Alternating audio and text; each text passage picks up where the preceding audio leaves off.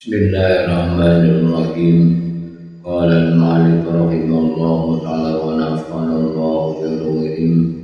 Rabbi zidna ilman nafi'an warzuqna fahman wasi'an wa amalan mutaqabbalan bi rahmatika ya arhamar rahimin. Diriwayatkan dalam Sahih Bukhari dan Muslim dari Abu Hurairah radhiyallahu anhu bahwa Rasulullah sallallahu alaihi wasallam bersabda, yusallimur rakibu 'alal mashi wal mashi 'alal qa'idi wal qaidu 'alal kasyif. Orang yang berkendaraan memberi salam kepada orang yang berjalan kaki. Orang yang berjalan kaki memberi salam kepada orang yang duduk. Yang berjumlah sedikit memberi salam kepada yang berjumlah banyak. Dalam riwayat yang lain Bukhari menyebutkan, yusallimu as-saghiru 'alal kabiri wal masyi 'alal qa'idi wal qaidu 'alal kasyif. Yang kecil memberi salam kepada yang besar, yang berjalan kaki memberi salam kepada yang duduk, yang sedikit memberi salam kepada yang banyak. Yang disebut ini adalah sunnah.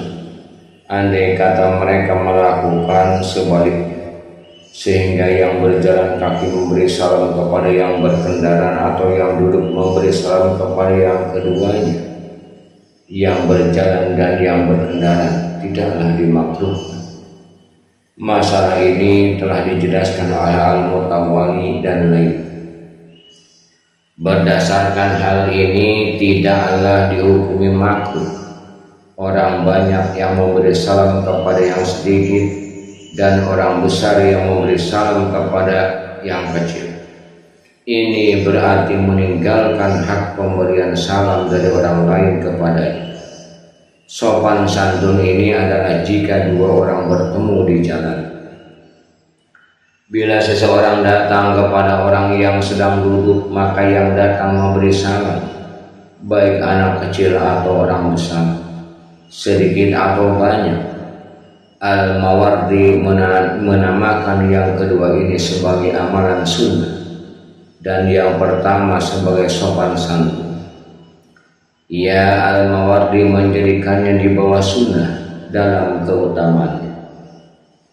Al-Mutawali berkata, jika seseorang bertemu dengan sekelompok orang, lalu ia ingin mengkhususkan salamnya kepada segolongan dari mereka, maka tidaklah disukai, karena tujuan salamnya adalah persahabatan dan kerukunan. Dalam pengkhususan sebagian kelompok itu bisa menimbulkan ketidaksenangan pada yang lain, dan barangkali bisa menyebabkan permusuhan.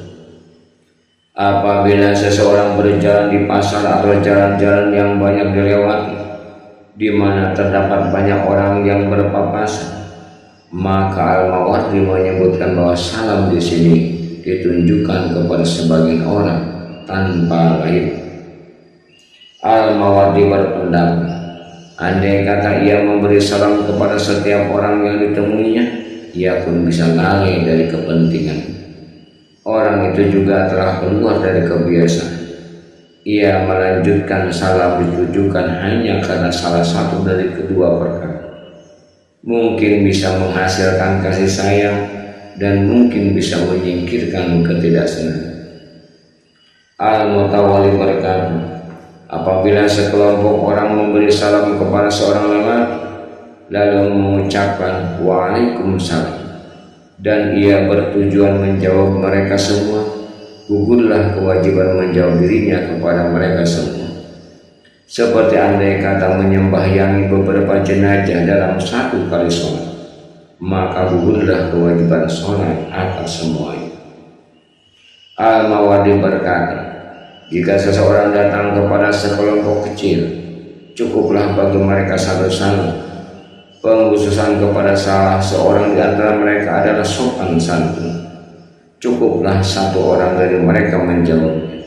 Jika yang menjawab lebih banyak, maka itu adalah sopan santun. Lebih jauh, Al-Mawardi mengatakan, apabila salam tidak bisa tersebar dalam suatu kelompok, seperti di masjid jami atau dalam majelis yang penuh sesak, maka sunnahnya salam adalah dengan memberi salam oleh orang yang masuk pada permulaan. Jika ia menyaksikan orang-orang itu, ia pun menunaikan sunnah dalam salam. Hal semua orang yang mendengar, semua pendengarnya masuk dalam fardu kifayah untuk menjawab salam.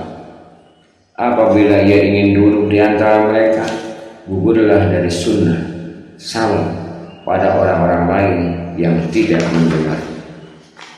Apabila ia ingin duduk di antara orang-orang yang sesudah mereka, di mana tidak mendengar salamnya yang terdahulu, maka ada dua pendapat.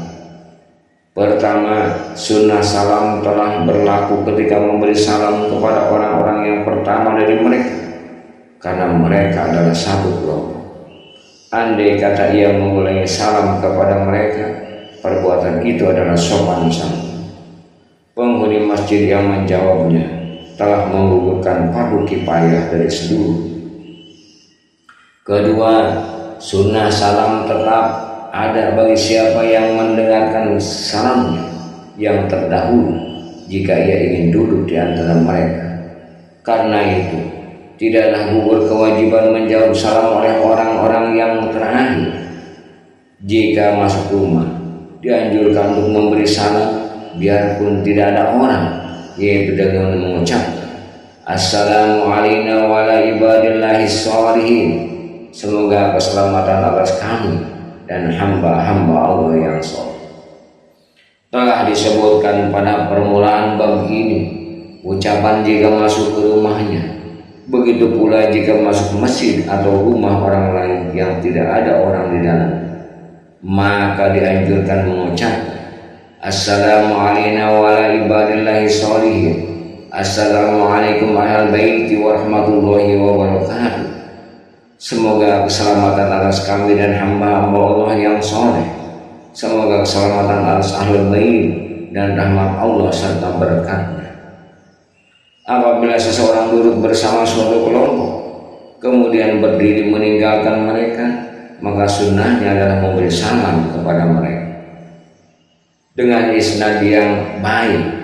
Abu Daud, Tirmizi dan lainnya meriwayatkan dari Abu Hurairah radhiyallahu anhu bahwa Rasulullah SAW bersabda, ijantahadukum ilal majlisi falyusalli fa iza arada ayyakuma falyusallim falaysatul ula bihaqqo minal akhir. Qala Tirmizi hadisul hasan. Apabila salah seorang di antara kamu hendak duduk di suatu majlis, maka hendaklah ia memberi salam. Apabila ia hendak berdiri, maka hendaklah ia memberi salam, karena tidaklah salam yang pertama lebih berhak dari yang terakhir. Tirmizi menggolongkan sebagai hadis hasan. Zahirnya hadis ini adalah diwajibkan atas sekelompok orang menjawab salam kepada orang yang memberi salam, lalu meninggalkan mereka. Al-Qadi Husain dan Al-Mutawali berkata, telah berlaku kebiasaan sebagian orang memberi salam di saat meninggalkan kaum. Hal itu adalah doa yang dianjurkan menjawabnya dan tidak wajib, karena penghormatan itu hanyalah terjadi ketika bertemu, bukan ketika berpisah. Asyasi mengingkarinya dengan mengatakan ini adalah pasif, karena salam itu adalah sunnah ketika berpisah, sebagaimana sunnah ketika duduk. Hadis di atas adalah mengenai hal itu. Apabila lewat di hadapan satu orang atau lebih dan besar dugaannya bahwa apabila ia memberi salam tidak bakal dijawab salamnya, mungkin karena kesombongan orang yang dilewati, dan mungkin karena ia mengabaikan orang yang lain, atau mungkin karena sebab lain, maka patutlah ia memberi salam dan tidak meninggalkannya lantaran dugaan itu. Sesungguhnya salam itu disuruh mengucapkan.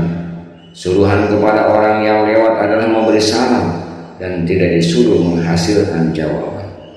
Mungkin orang yang lewat telah salah duga terhadap orang yang dilewati mengenai hal ini, dan orang itu telah menjawab, Adapun pendapat yang menyebutkan bahwa salam orang yang lewat adalah sebab terjadinya dosa dalam hak orang yang dilewati, maka ini kebodohan dan ketololan, karena perintah syariat tidak gugur dari manusia dengan hayalan seperti itu.